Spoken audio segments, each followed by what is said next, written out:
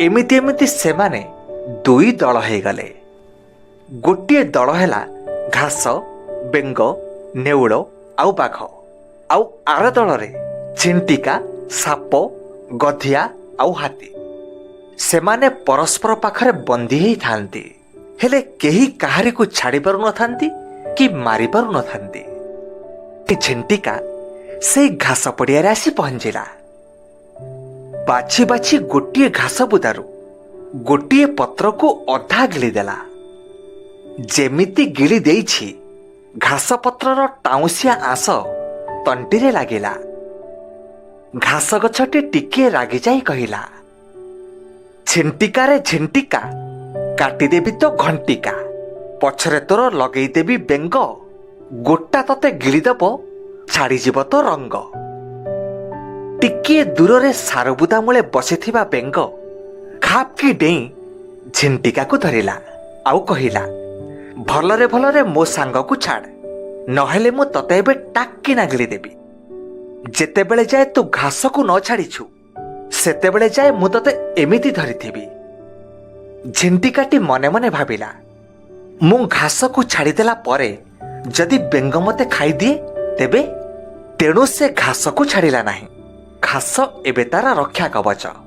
तेणु झिंटिका कहिला, बेंगरे बेंग जानिनु मो राग, न छाड़िले डाकिबी मु साप मोर सांग। एतिकी कहिछि साप आसी बेंग को धरिला आउ कहिला, झिंटिका को छाड़, नहले मु तते एबे जलख्या करिदेबी। हेले बेंग झिंटिका को छाड़ू न थाए, किए कहिबो से झिंटिका को छाड़ीदेला परे साप ताकू छाड़ीदेव। तेणु बेंग ता निज जीवन बंचेबाकू झिंटिका को धरि रखिला आउ कहिला, सापरे साप देखानी कोप, गड़ गड़ करी काटिदेव एबे आसु तो नेउल बाप। बेंग पाटिरू एकथा सरीनी सांगे सांगे नेउल आसी हाजर। बेंग को खाउथिबार देखि नेउल साप उपरे गोड़ पकई कहिला, मो सांग को छाड़। तापरे साप नेउल को कहिला, भलरे भलरे छाड़ी दे मते, गधिया संगात करिछि मते, देखिबो जदि तू धरिछु मते, बेक झुणी आग खाइब तते। सापर कथा शुणी कोउठी थिला केजाणी गधिया आसी नेउल को धरिला।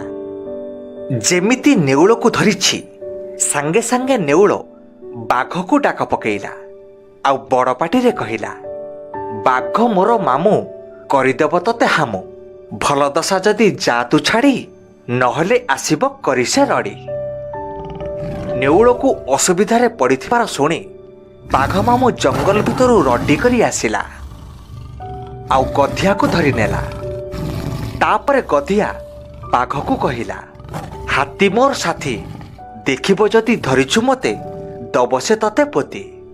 हाथीर तो भारी पतला कान। से गधियार एकथा शुणी बुझीगला जे गधिया किछि असुविधारे पड़िछि। तेणु से काल विलंब न करी सेठी आसी पहुंचिला आउ बाघ को ता गोड़रे चापी धरिला। ठीक सेई घासबुदा पाखरे गोटिए हुंकाटिए थाए। सेई हुंका उपरे पिंपुड़ीटिए बसी चुपचाप एसबु कथा देखुथाए। एथर घास निरुपाय हे पिंपुड़ी को कहिला, पिंपुड़ी भाई, तमे चाहिले ए समस्यार समाधान हो पारिबो, दयाकरी आमको ए विपदरु बंचाओ।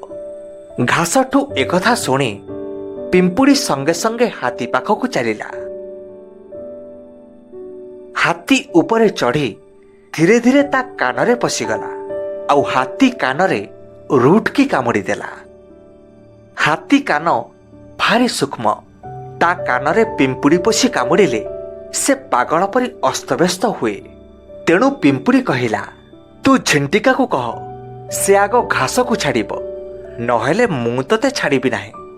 से तुरंत झिंटिका को कहिला, तू घास को छाड़। झिंटिका बेंग को कहिला, तापरे बेंग साप को, साप नेउल को, नेउल गधिया को, गधिया बाघ को, आउ शेषरे बाघ हाथी को कहिला, मते छाड़। एथर पिंपुड़ी हाथी कानरू बाहरी आसिला। जेमिति पिंपुड़ी बाहरी आसीछि, हाथी निज जीवन बंचेबाकू ବାଘକୁ ଛାଡ଼ି ବଣକୁ ଚାଲିଗଲା। ତା ପରେ ପରେ ଗୋଟିଏ ଗୋଟିଏ ପଛରୁ ଖସିଲେ। ଶେଷରେ ଝିଣ୍ଟିକା ବି ଘାସକୁ ଛାଡ଼ି ନିଜ ବାଟରେ ଚାଲିଲା। ଏ ଗପରୁ ଏଇ ଶିକ୍ଷା ମିଳୁଛି କି ଛୋଟିଆ କଥାରୁ କଳି ବଢ଼େଇବାକୁ ଚାହିଁଲେ ଦିନେ ବହୁତ ବଡ଼ ସମସ୍ୟା ହିଁ ଠିଆ ହୁଏ। ତେଣୁ ସମସ୍ୟା ନୁହେଁ ସମାଧାନର ପ୍ରତୀକ ହୁଅ, ଶତ୍ରୁ ନୁହେଁ ପରସ୍ପରର ବନ୍ଧୁ ହେଇ ରୁହ।